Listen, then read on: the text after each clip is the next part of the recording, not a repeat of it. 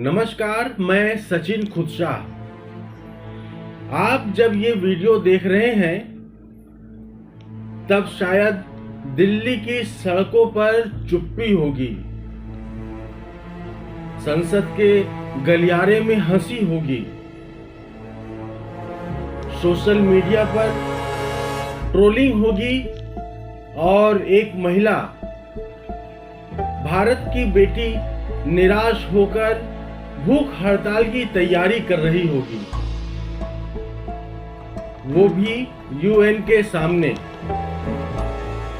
नाम है डॉक्टर रोहिणी घावरी, इंदौर की एक स्कॉलर, स्विट्जरलैंड में बस चुकी,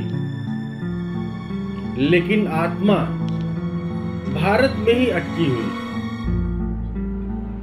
उन्होंने एक नामी नेता, नगीना से सांसद और भीम आर्मी के संस्थापक चंद्रशेखर आजाद पर गंभीर आरोप लगाए हैं। यौन शोषण, झूठे शादी के वादे, भावनात्मक शोषण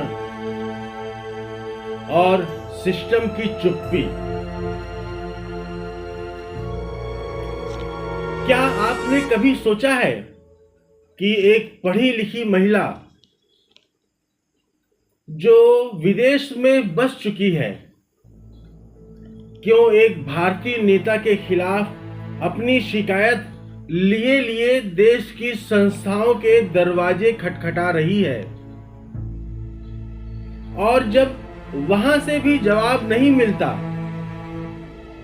तो वह दुनिया के सबसे बड़े मंच यूएन का दरवाजा खटखटाने की बात करती है।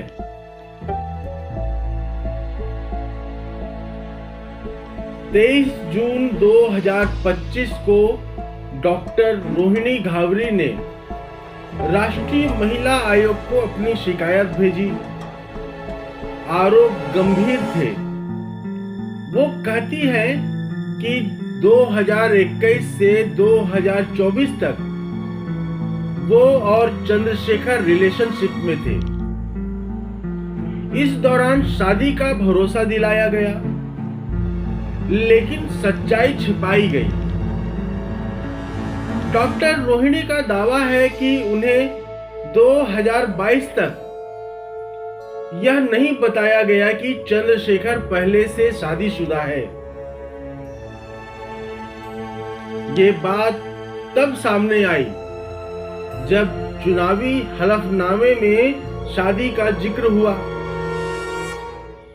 अब आप सोचिए, एक शिक्षित महिला को भी अगर ये सब इस तरह से पता चलता है तो एक ग्रामीण अनपढ़ महिला किस हद तक शोषण झेलती होगी। डॉक्टर रोहिणी इसे एक बेटी का नहीं, करोड़ों बेटियों के आत्मसम्मान का सवाल कहती है। डॉक्टर रोहिणी घावरी लगातार सोशल मीडिया के जरिए अपनी बात रख रही हैं। उन्होंने ट्वीट किया,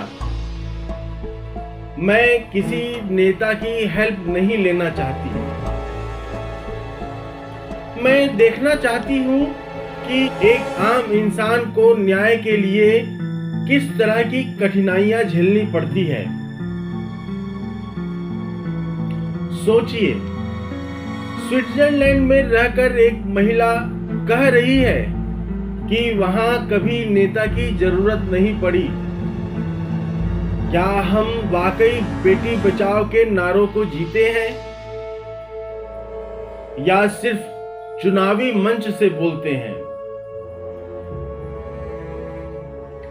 यह कहानी और उलझती है। एक वीडियो साक्षात्कार में डॉक्टर रोहिणी घावरी ने कहा कि चंद्रशेखर ने उन्हें फोन करके कहा, मैं कोर्ट में तुम्हारे खिलाफ एक शब्द नहीं बोलूंगा, मैं जेल चला जाऊंगा। इसी साक्षात्कार में जब पूछा गया कि क्या वो अब भी उनसे प्यार करती है?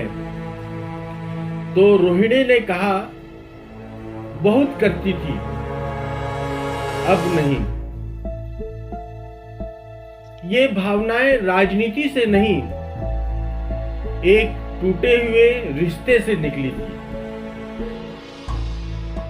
वो ये भी कहती है कि जब रिश्ता तोड़ना चाहा तो चंद्रशेखर ने कहा, हम साथ मिलकर बहुजन समाज के लिए वो कर सकते हैं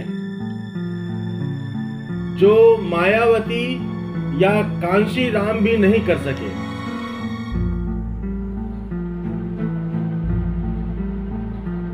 ये शब्द सत्ता की राजनीति में मोहब्बत के इस्तेमाल की मिसाल बन सकते हैं।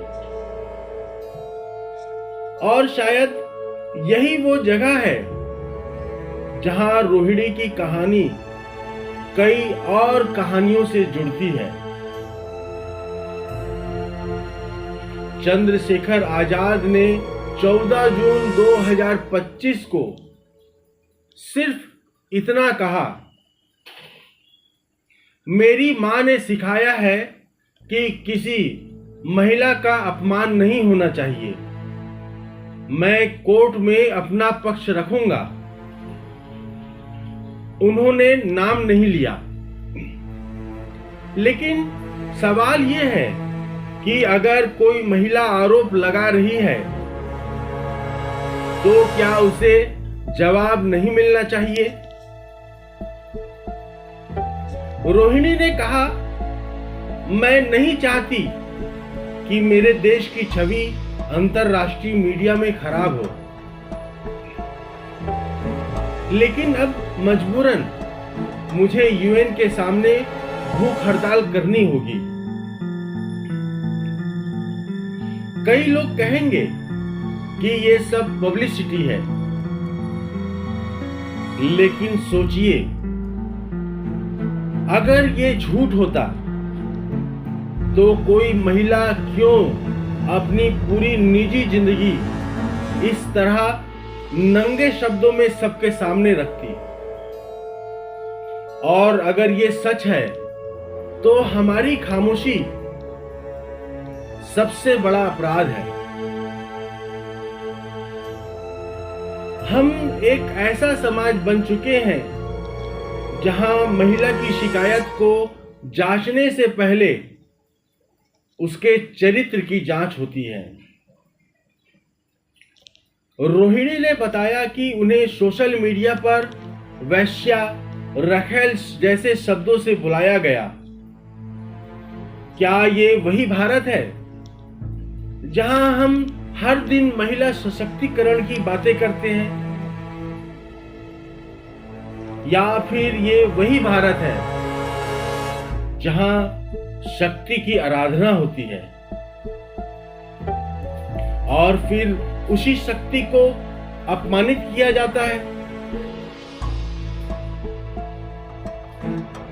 इस वीडियो का मकसद किसी को दोषी ठहराना नहीं है, ना ही किसी को निर्दोष साबित करना, लेकिन ये जरूर पूछना है कि जब कोई महिला इतनी हिम्मत करके बोलती है तो क्या उसे केवल चुप्पी, ट्रोलिंग और ताने मिलेंगे? क्या अब इंसाफ पाने के लिए यूएन जाना पड़ेगा?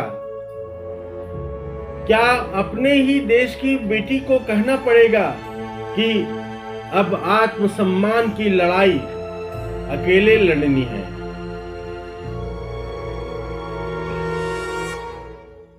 और अगर ऐसा है तो हम सब इस समाज के अपराधी हैं। मैं एक बात जरूर कहूंगा, ये स्टोरी आप तक पहुंचनी जरूरी थी, इसलिए नहीं कि इसमें एक नेता का नाम है, बल्कि इसलिए कि इसमें एक महिला की चीख है। जो अब भारत की सीमाओं से बाहर जा रही है। क्या हम सुनेंगे? क्या आप सुनेंगे? शायद नहीं, क्योंकि हम तो ब्रेकिंग न्यूज की तलाश में रहते हैं, ना कि ब्रोकन ट्रस्ट की।